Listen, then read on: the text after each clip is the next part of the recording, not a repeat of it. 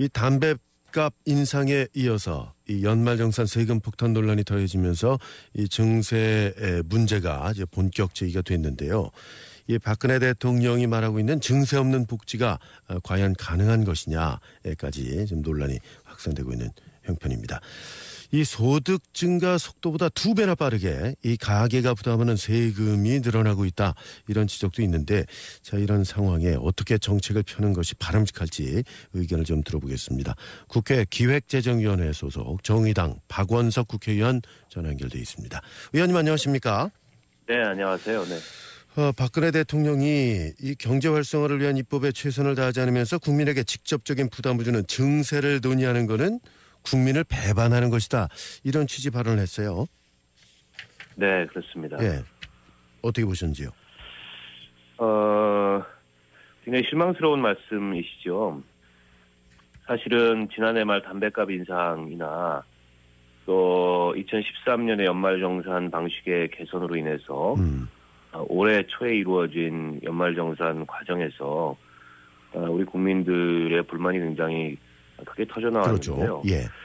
그 본질적인 원인은 MB 정부 때부터 지난 수년간 감세를 통해서 재벌 대기업, 특히 슈퍼부자들 이런 분들한테는 감세 특혜를 줬는데 그 감세 특혜로 인해서 구멍난 세수를 담뱃값 인상이나 또 연말정산 방식의 개편과 같은, 그리고 실현은 안 됐습니다만 자동차세, 주민세 인상하겠다 이런 계획도 있었거든요. 그렇죠.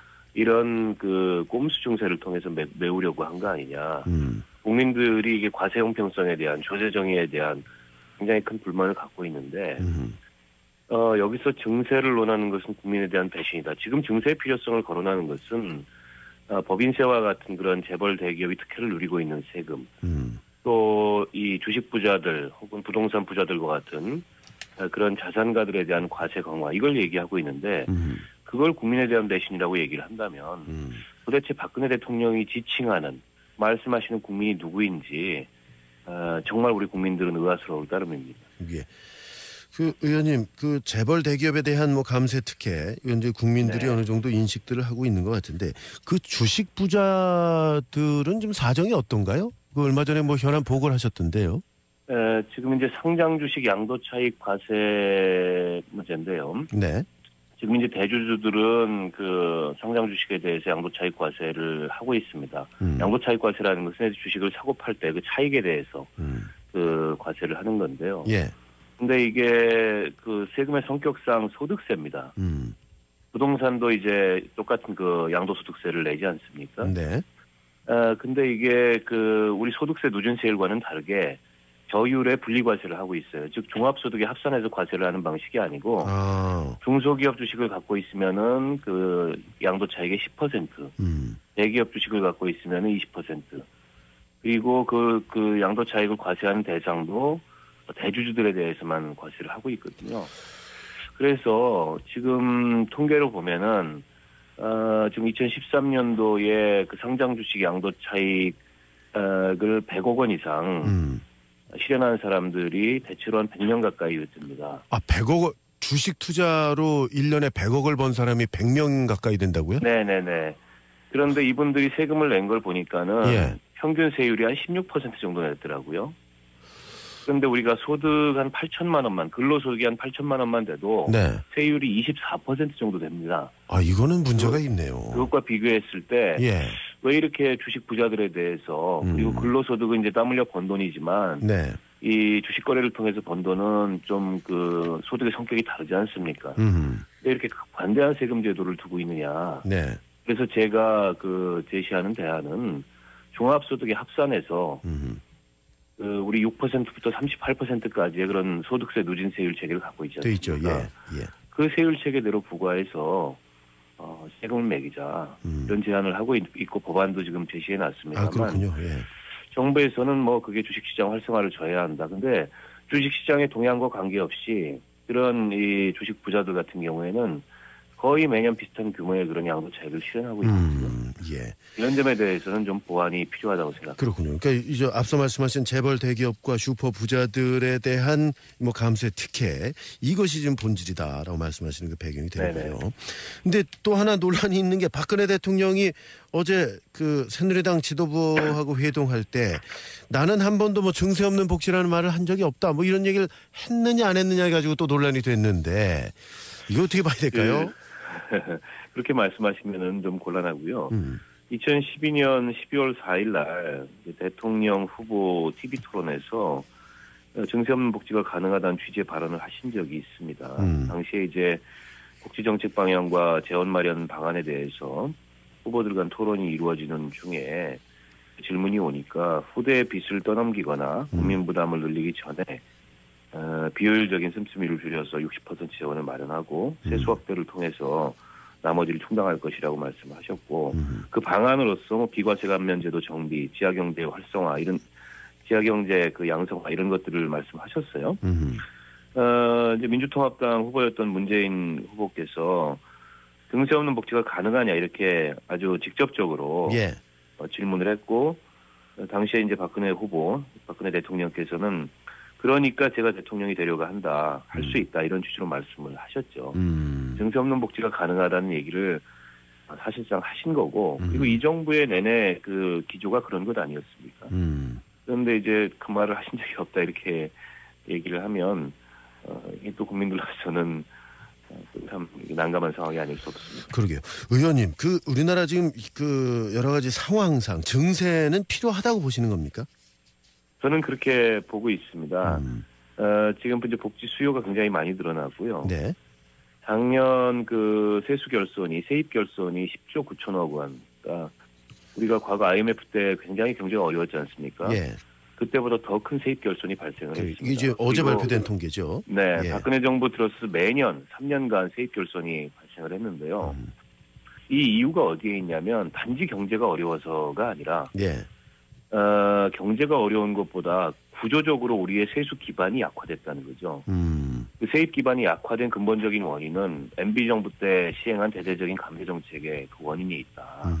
저는 그렇게 보고 있습니다. 그렇기 때문에 법인세 그 최고세율 인하를 포함해서 이 법인세 체계를 정상화할 필요가 있고요. 아까 말씀드렸듯이 그런 부동산 자산가 또 그 금융 자산가들에 대한 그런 과세 강화 조치가 이루어질 필요가 있고 이번에 이제 연말정산 그 개편을 통해서 고소득자들에 대해서는 증세 효과가 일부 있었던 것이 사실입니다만 이런 조치들이 선행된 이후에 즉 조세정의 공평과세가 선행된 이후에 국민적 합의를 거쳐서 또 소득세라든지 이런 보편적인 그런 영향을 미치는 그런 세금까지 세율까지 인상하는 문제에 대해서는 추후에 논의를 해볼 수 있다고 생각합니다. 근데 지금은 오히려 국민들한테 부담을 주는 그런 어떤 세율 인상이나 이런 것들이 먼저 선행이 되고 이 상대적으로 이제 재벌 대기업 부자들에 대한 과세 강화 조치는 좀 이루어지지 않고 있어서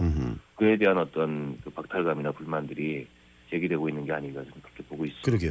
그러니까 일반 국민들은 당연히 거기서 박탈감을 느낄 수밖에 없는 거죠. 네네. 근데 지금 새누리당 김무성 대표가 뭐 증세는 필요하다 이런 입장인데 그리스 얘기를 꺼냈단 말이에요. 그래서 이제 보편적 복지가 문제다 이런 취지의 발언을 했는데 이건 어떻게 보고 계십니까? 이제 뭐 복지 구조조정 이런 말씀을 그 염두에 두고 하신 것 같은데요. 네. 근데 이제 그리스나 뭐 남유럽 예를 많이 드시는데 그리스와 같은 그런 남유럽 국가들의 재정 위기의 직접적 원인이 복지다. 저는 그건 아니라고 생각하고요. 그 나라의 이제 경제 구조, 산업 구조는 우리하고 굉장히 많이 다릅니다. 그리스 같은 경우에는 이제 제조업 기반이 거의 없는 나라죠. 그리고 경제 펀더멘탈이 굉장히 취약한 나라이기 때문에 복지가 과해서 재정 위기가 오고 지금과 같은 그 경제 환경에 빠졌다는 거는 지극히 일면적인 그 말씀을 가지고 확대하고 있는 거라고 생각하고요. 복지라는 거는 비가역적인 그런 특성이 있습니다. 한번 확대되면 좀처럼 그걸 줄이기가 어렵습니다. 줄일 수는 없죠. 더 큰 저항에 직면할 가능성이 높고요. 그리고 과연 우리가 그렇게 지금 복지가 그 높은 수준의 복지를 하고 있느냐 전혀 그렇지 않습니다. 지금 OECD 국가들 중에 그 공공지출 비율로 보면 그 통계가 확인 가능한 나라들 중에 작년에 꼴찌를 했습니다. 아, 그래요? 27개국 중에 27위를 했습니다. 예. 전체 GDP에서 10%도 안 되는 공공복지 지출을 하고 있어서 이거는 대한민국 경제 규모에도 맞지 않고 어떻게 보면 굉장히 좀 창피스러운 그런 통계가 아닌가 저는 그렇게 생각하고 있습니다. 예. 그럼 오히려 뭐 복지 예산 좀 더 늘려가야 된다 앞으로는 뭐 그런 입장이신가요? 그렇습니다. 예. 이 복지 그 비용에 대한 그 구조 조정을 이제 새누리당에서 얘기를 하고 있는데 거기에도 뭐 필요는 좀 있지 않을까요? 이건 100% 지금 제대로 좀 뭐 집행이 되고 있다. 이렇게 보기엔 좀 어려운 것 같은데. 그게 아마 이제 복지 전달 체계가 비효율적인 부분이 없지 않느냐. 네.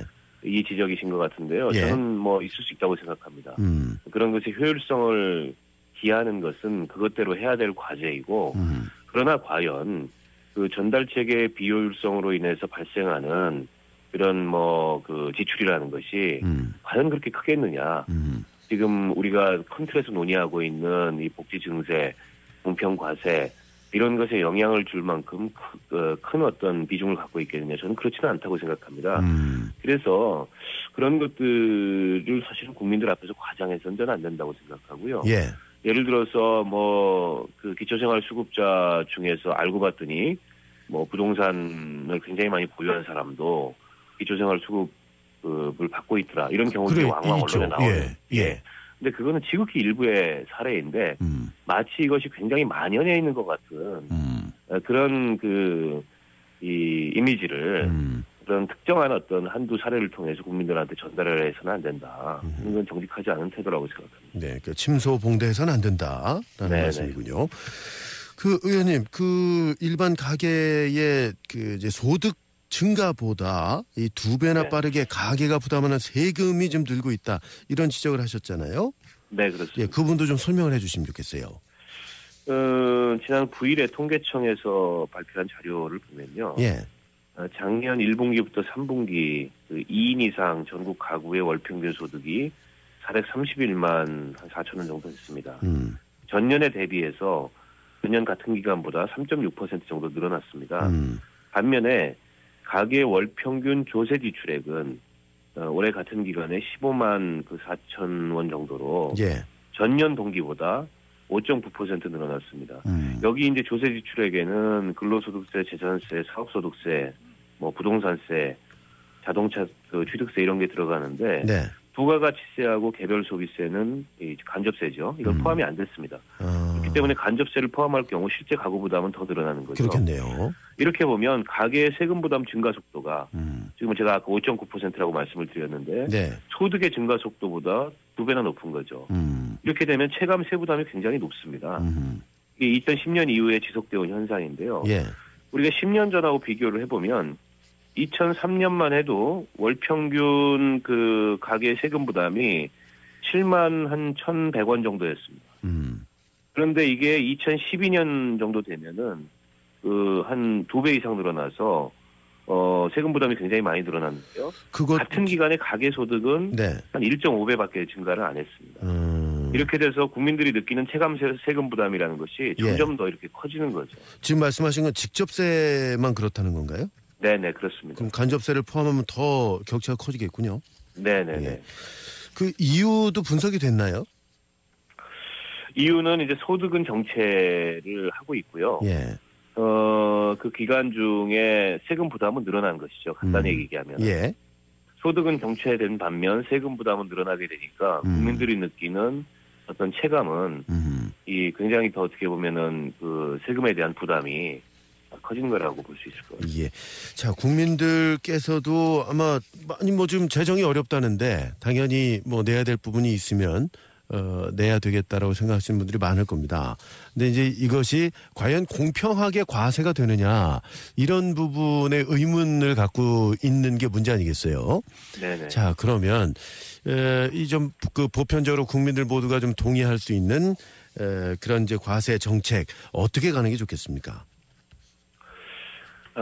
일단은 저는 세금에 있어서 형평성 굉장히 중요한 가치라고 생각하고요. 네. 지금 이번 연말정산 사태에 그 우리 월급쟁이 직장인들이 이제 반발하고 또 울분을 터뜨린 이유도 지난 수년간 재벌 대기업에게는 그 감세 특혜 정책이 계속 되었다는 거죠. 그리고 여전히 이제 그 고소득 자영업자들에 대한 과세 강화 조치가 과거에 비해서 많이 이루어졌습니다만 충분치 않은 면도 있습니다. 자영업자들의 소득 파악이 완전하게 이루어지고 있지는 못하는 현실입니다. 그런데 그 유리지갑이라고 하는 봉급쟁이들의 소득은 아주 투명하게 노출이 돼 있거든요. 예. 이런 상황에서 왜 이렇게 봉급쟁이들에게만 이 부담을 주는 그런 정책을 정부가 펴느냐. 이런 이제 상대적 박탈감에서 나오는 울분이 저는 핵심이라고 생각합니다. 사실은 이번 연말정산제도 방식의 변경을 통해서 세금이 늘어나는 사람보다는 줄어드는 사람이 훨씬 더 많을 겁니다. 그렇게 제도를 바꾼 겁니다. 3월 달에 최종 결과가 나와봐야 알겠지만 고소득 구간에서 이제 세금 부담이 늘어나는 사람들이 있고요. 예. 다만 5,500만 원 이하 소득 구간에서는 일부 늘어나는 사람이 있습니다만 줄어드는 사람들이 훨씬 더 많게 제도가 설계된 겁니다. 그러니까 소득세제 그 자체의 형평성을 기하기 위한 조치였다고 볼 수 있는데요. 근데 국민들한테는 잘 전달이 안 됐어요, 이렇게. 그건 이제 언론의 책임이 저는 상당히 있다는 생각이 들고요. 예. 또 세금 폭탄인론이라는 잘못된 어떤 용어를 통해서 그 사태를 좀 과장한 정치권에도 저는 책임이 있다고 생각합니다. 예. 근데 이런 부분에 있어서 전 정직해야 되고 지난 그 연말정산 개편을 통해서 공제 감면 제도를 정비한 것은 많이 버는 사람이 좀 더 세금을 많이 내게 하고 적게 버는 사람에게는 좀 더 혜택을 주자는 취지는 틀리지 않은 거예요. 그게 맞는 거죠. 예. 예, 다만 정부가 이 제도를 세심하게 설계하지 못함으로 인해서 적게 버는 사람들 중에도 일부 세금이 늘어나고 또 많이 버는 사람들이라고 하더라도 특별한 경우에 특별한 가구 유형을 가진 경우 예를 들어서 자녀들이 굉장히 많거나 의료비 교육비를 많이 쓰는 이런 분들 같은 경우에 세금 부담이 한꺼번에 많이 늘어나서 이게 이제 불만이 생긴 거라고 볼 수 있는데요. 그보다 더 본질적인 문제는 법인세는 지난 수년간 엄청난 규모의 감세가 이루어졌다는 거죠. 그런데 법인세 줄여줬다 그래서 과연 기업이 투자하거나 고용을 늘렸냐 전혀 그렇지 않습니다. 실질 실물 경제에 투자한 그런 투자율은 오히려 줄었고요. 대기업의 고용은 정체됐습니다. 그런데 정부에서는 그 법인세가 우리 전체 세수에서 차지하는 비중이 높다. OECD 평균 국가들하고 비교했을 때 이런 말씀을 하세요. 예. 근데 저는 그건 당연할 뿐만 아니라 부족하다고 생각합니다. OECD 국가들 중에서 GDP에서 기업 소득이 차지하는 비중이 대한민국이 가장 높습니다. 아, 그래요? 예. 20한 4% 정도 되는데요. GDP에서 기업 소득이 차지하는 비중이 네. 다른 나라들은 10%대입니다. 그렇기 때문에 기업이 그만큼 많이 벌고 가게는 그만큼 적게 번다는 그런 뜻이죠. 얘기네요. 과거에는 기업 소득이 차지하는 비중이 이렇게 높지 않았습니다.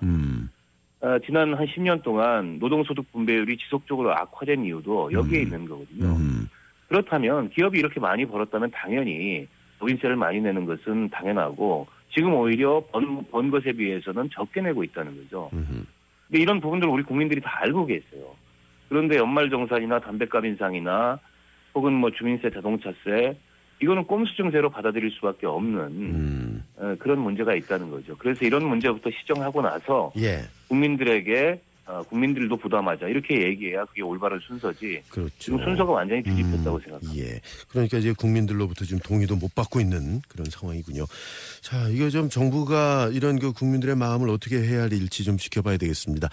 네. 시간이 다 됐는데 한 30초 남았는데 못 하신 말씀 있나요? 이번 연말정산 사태를 해결하기 위해서 그 당정에서 내놓은 대책이 네. 4월에 법을 다시 바꿔서 소급 적용하자 이런 대책을 내놨는데 그 문제는 굉장히 신중해야 된다고 저는 보고 있습니다. 일단 소급 적용이라는 것이 조세법률주의에 위배된다 이런 지적이 있고요. 그걸 떠나서 큰 틀에서 연말정산제도 개편의 취지가 틀리지 않았는데 일부 보완이 필요하다면 그건 연말에 가서 하면 되는 거지 중간에 이렇게 연말정산을 2번 하는 방식으로 소급 적용하겠다는 것은 또다시 이게 원칙 없이 조세를 누더기로 만드는 그런 미봉책이라고 생각합니다. 그 점에 대해서는 좀 신중한 판단이 필요하다고 생각하고 있습니다. 예. 자, 오늘 뭐 장시간 말씀 고맙습니다. 네, 고맙습니다. 네.